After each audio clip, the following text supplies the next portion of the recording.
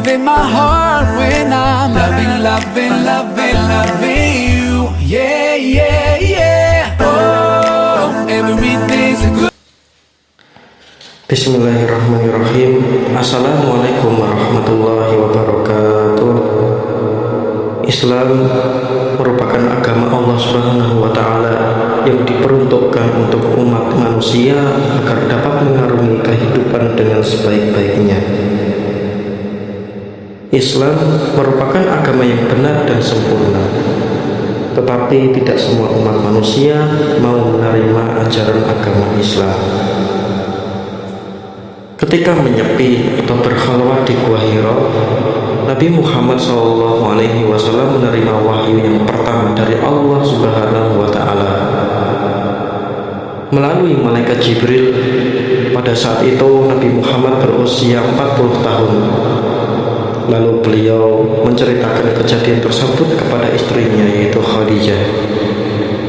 Setelah mendengar cerita tersebut, Khadijah mengajak Rasulullah untuk bertemu Waraqah bin Naufal. Waraqah bin Naufal ialah sepupu Khadijah. Ia seorang pemeluk Nasrani taat yang rajin mempelajari kitab Injil dalam bahasa Ibrani. Dalam pertemuan tersebut, Waraqah bin Naufal menyampaikan bahwa Nabi Muhammad adalah nabi terakhir yang diutus oleh Allah Subhanahu wa Ta'ala. Nabi Muhammad SAW memulai dakwahnya setelah turun wahyu yang kedua, yaitu surah Al-Mudaththir ayat 1-7.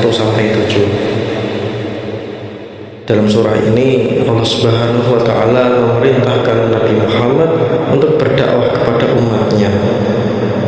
Metode dakwah Nabi Muhammad SAW dilakukan secara sembunyi-sembunyi dan secara terang-terangan.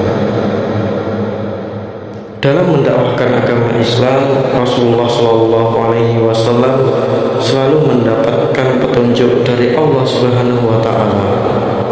Apa yang beliau syiarkan bukan berasal dari akal pikirannya, melainkan dari Allah Subhanahu wa Ta'ala sebagai petunjuk bagi umat manusia. Setelah turun wahyu yang kedua, yaitu surat Al-Mudaththir ayat 1-7, Nabi Muhammad mulai berdakwah. Namun dakwahnya Nabi Muhammad masih terbatas di kalangan keluarga saja atau sembunyi-sembunyi. Pada awal dakwah, beberapa orang dari keluarga dan kerabat bersedia menerima ajaran Islam yang dibawa oleh Nabi Muhammad SAW.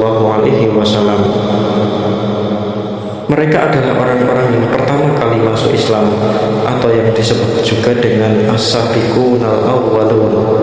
Mereka mendapat pengajaran agama Islam langsung dari Nabi Muhammad SAW di rumah Arqam bin Abil Arqam. Dakwah secara sembunyi-sembunyi ini berjalan selama 3-4 tahun. Pada tahun keempat kenabian, turunlah perintah Allah Subhanahu wa Ta'ala yang memerintahkan untuk berdakwah secara terang-terangan, yaitu surah Al-Hijr ayat 94. A'udzu billahi minasy syaithanir rajim. Bismillahirrahmanirrahim. Fasda' bima tu'maru wa'rid 'anil musyrikin. Yang artinya, maka sampaikanlah Muhammad secara terang-terangan segala apa yang diperintahkan kepadamu dan berpalinglah dari orang yang musyrik. Quran Surat Al-Hijr ayat 94. Beliau memulai dakwah secara terang-terangan dengan mengundang kerabat dan orang terpandang dari kalangan kafir Quraisy dalam jamuan makan. Pada kesempatan itu, Nabi Muhammad SAW menyampaikan ajaran yang benar kepada mereka. Beliau juga mengajak semuanya untuk menyembah hanya kepada Allah Subhanahu wa Ta'ala saja, bukan patung-patung dan benda yang lainnya. Akan tetapi banyak orang yang hadir di sana menolak ajakan Nabi Muhammad SAW karena ajaran tersebut bertentangan dengan ajaran nenek moyang mereka. Sebagian mereka ada yang menentang dengan cara halus, dan ada pula yang menentang dengan keras dan terang-terangan. Seperti paman Nabi Muhammad SAW yang bernama Abu Lahab, yang menolak dengan keras dan lantang. Ia mengatakan bahwa orang-orang Quraisy akan memusuhinya jika Nabi Muhammad terus melanjutkan dakwahnya.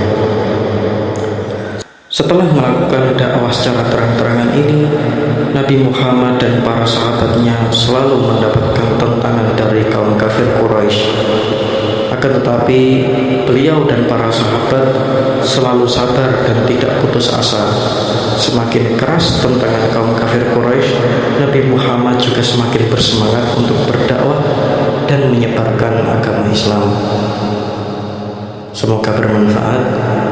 Jangan lupa like, komen, serta subscribe supaya channel ini lebih berkembang.